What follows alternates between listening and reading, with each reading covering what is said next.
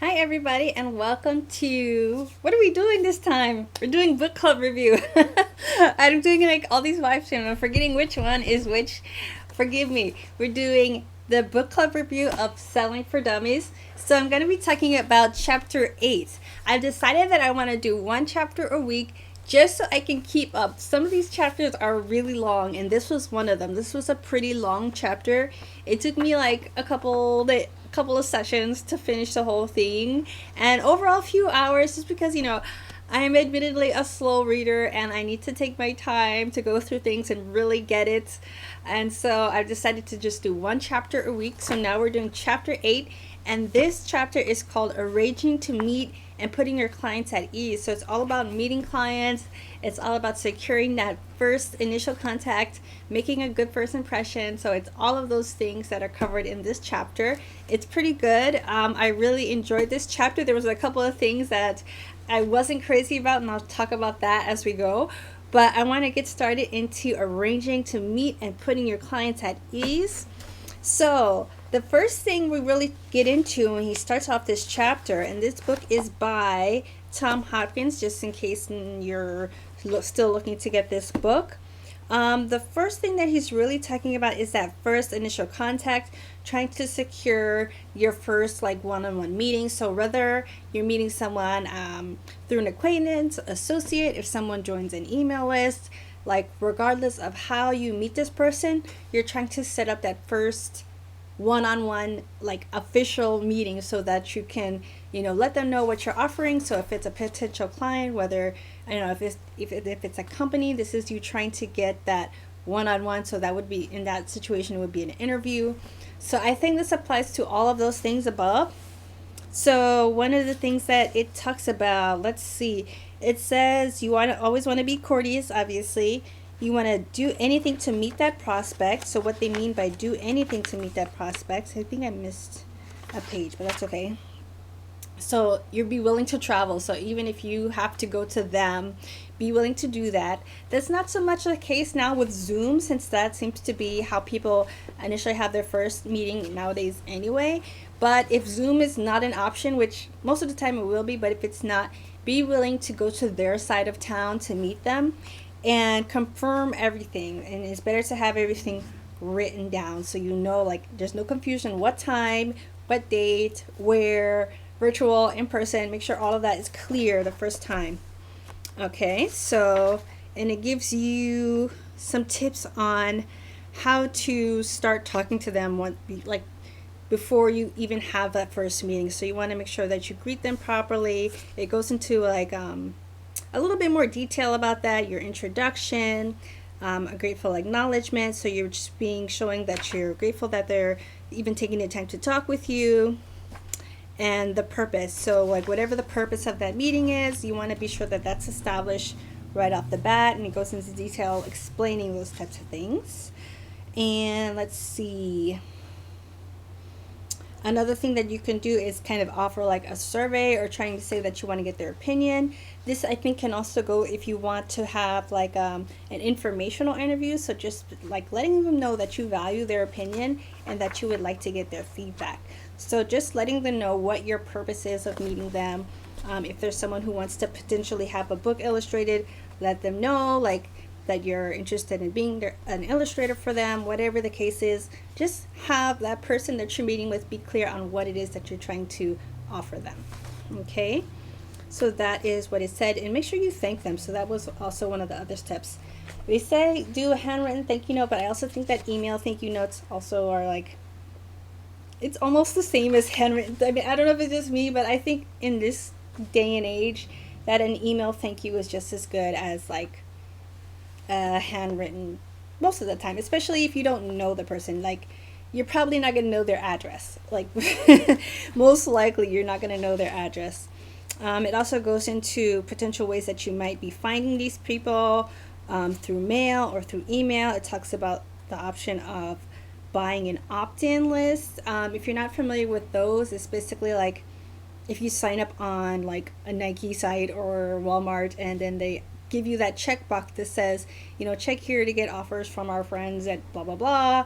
And then you would then, as a business person, buy those types of lists from the different companies that offer them. All right, so for if you're trying to work with a studio, this part I think is pretty helpful. It talks about like talking to receptionists and talking to assistants, and you want to make sure that you give those type of people the same amount of respect essentially as you would be giving to the big boss. So you don't want to talk down to the secretary, you don't want to be dismissive, because that person is really having the potential power to put in a good word for you or not.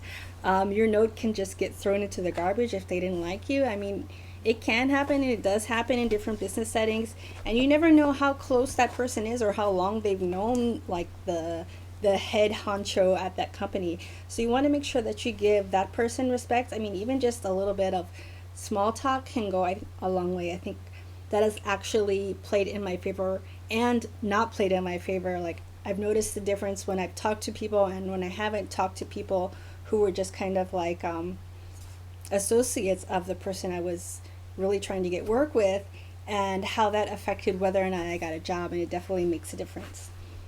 Also, let's see. This is, it never hurts to get the receptionist's name. You want to get the name of the person who's the boss. So if you're calling like an agency, let's say, you want to make sure that you're nice to the receptionist, but also you try to get the name of the person who's doing the hiring, who's really going to be, whoever it is, you need to talk to the hiring manager or the person who's going to be like adding you on as an artist. You want to make sure that you get the name of the people who are like at the top. So ask the person, because sometimes they don't know, you might not know, it might not say on the website who that person is. So find out who the person is that you want to get in contact with, and also find out the receptionist's name as well. All right, what else does it say? It says most businesses establish procedure for setting up appointments. So if there's like a particular type of appointment, a way that they set up appointments, you just want to be respectful and follow their protocol. So I think that makes sense. I think that's pretty obvious. Some of these things are kind of like not for our so to speak industry. Like it says like you want to leave a curiosity building question. So we would just have to reword how he stated it. So he says like you want to ask something like, when was the last time you learned a new strategy for saving on your income taxes? Obviously, I don't think most people on our channel are in the business of income tax. Maybe you are, but more likely for the artist, you can ask something more like, instead, you might say, how often have you dreamed of seeing your book vibrantly displayed in a bookstore like Barnes & Noble or something like that? Or, how often have you pictured having a vibrant, distinct new artist in your array of artists on your team? This is what I wrote in the little notes. I mean, you could kind of ad-lib and make up your own thing, but that's kind of what I put as kind of like a placeholder of something like what I might say to a potential client or hiring boss if I wanted to work for a studio or find an agent. Okay, let's see, what else does it say? Oh, this was pretty important. This was talking about like networking. Like, it's just a little bit of a note on networking, but I thought it made a lot of sense, because it says like, if you find out that your prospect is like a member of a certain organization or group or club, you can try and find and either talk with someone else who's in there or join that club yourself, so that way it's like a way in to kind of make more conversation with them. So hopefully if it's something that you both have something in common with, it helps if it's like an organization that's related to what you're doing, like whether it's illustration or animation, like Women in Animation would be an example. So if they're involved in that program, you want to get involved in there too, so that gives you more chances to kind of talk with them, potentially meet with them, and have even more in common with them. So that made sense to me. Let's see. Making a good first impression. So yes, making a good first impression. They say like it's like 10 seconds that they decide whether they like you or not. That's basically what he put down. It's like, it's that first 10 seconds of that initial meeting is like whether they're gonna like you or whether they're gonna think that you're like trash. So dress for success, and the way that you dress for success is dressing like your clients. So that's one of the things that he noted. You want to dress like your clients or like someone that your client would go to for advice. So if you're going in to meet with a trucker, you don't want to dress in a formal business suit. You want to be more dressed down and casual. So you want to feel like a relatable person to them.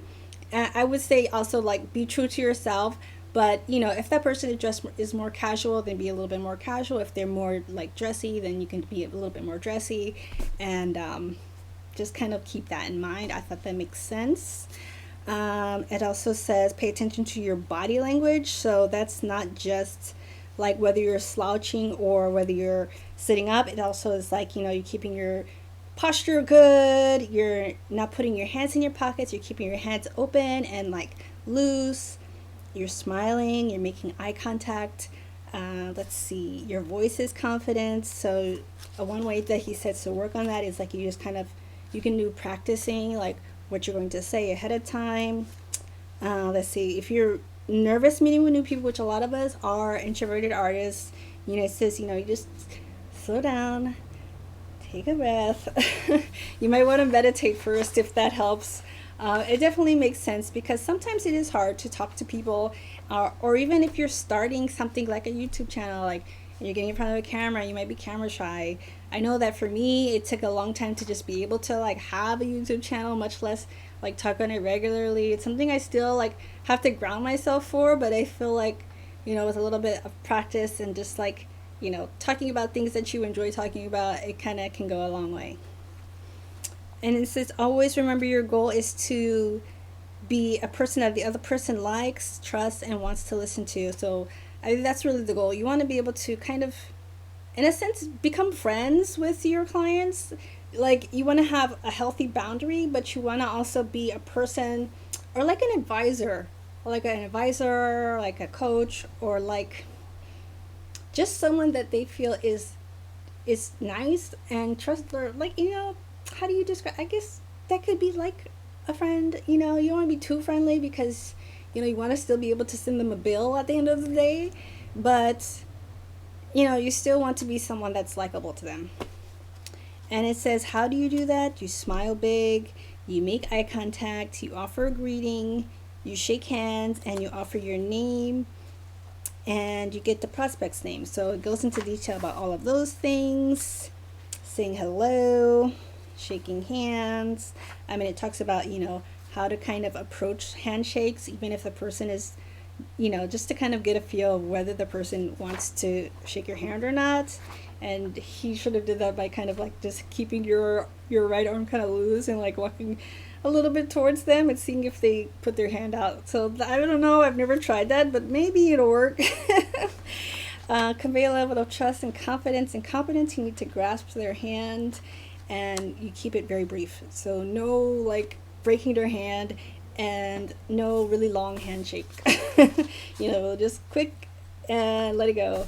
So yeah, I'm definitely like not a person who's into like this hard squeeze. I don't want to feel like my hands are broken after I shake someone's hand, especially because I need my hand to draw and paint. I don't want to have a feel like a broken hand after you shake my hand. That's not a good impression, I don't think.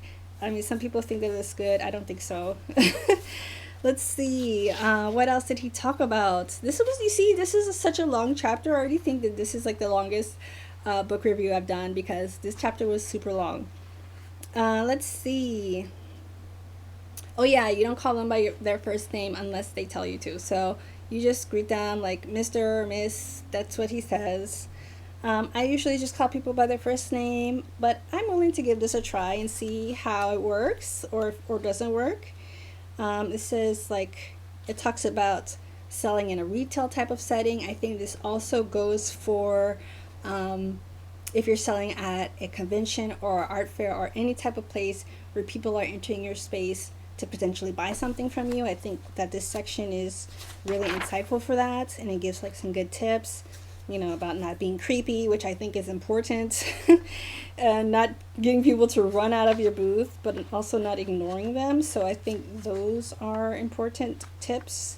It talks about establishing common ground, which I think is really important. I think some of the best interviews are when you have something in common with the person you're talking to or the person that you meet with. So that was a good tip. And it says like the way that you can really find things is to be observant, like listen to the things that they're saying. If you're meeting them in person, they have photos up, or if they're wearing something that feels like a conversation starter, then try and like build off of that and just notice things. So be observant, notice things about your client, your customer, or potential boss, and just try and find things in common and bring them up. Another one it says is like piggybacking, where you ask them a question, they give you an answer, you listen, and then you kind of continue to build on the conversation based on what they say. So I thought that was really good. I think we're almost at the end now. So it says another tip is like, respecting the person by, if you notice that they have something of value that they probably are proud of, you can give them compliments on that. Avoid controversial topics. It says to avoid religion and politics, but I don't know. Sometimes if it's something you're passionate about, I think it depends on what your brand is. Because I think some people are very open about what their politics are, and that brings more people to them. And some people, like their brand is something completely different and they don't. And if they were to say something, they would probably get canceled or something. I think it depends on how you kind of present yourself.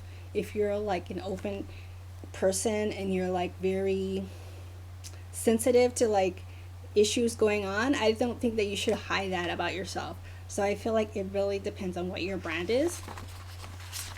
And let's see, but it does say to be sensitive about values, beliefs. So I think regardless of what you believe too, I mean, it's important to like not come off as aggressive. You can express what your belief is or what your politics are without being judgmental or critical of other people's. I think that's totally possible if people actually try to do it that way. I've seen it done before, so I know that it's possible, and I try to practice that sort of thing in my own life. So also use an agenda. So once you do have that one-on-one meeting, kind of just let them know what that meeting is going to be like. This is what we're going to discuss. This is what I'm going to ask you questions, and then I'm going to let you know like what I offer and how I can help you, and then we'll discuss how pricing works, and like just let them know. I think that's good. I think that's helped. I never done that in a meeting before, but I think I'm going to start doing that now that I have that more understanding. So the next chapter, that's the end of chapter 8. And so chapter 9 is qualifying your way to success. This is really about prospecting and finding people who you can, from what I gather, it's like finding the right customers and finding the right clients for you. So we'll see what happens in chapter 9. Hopefully it's not aggressively long. I think it's a bit shorter than this last one, so that's a good thing, because this one like killed me. It was it was so long. And what was I talking about that I didn't like? He was using some language that sounded like dated. So be prepared if you do read this chapter. Some of his stuff sounds very like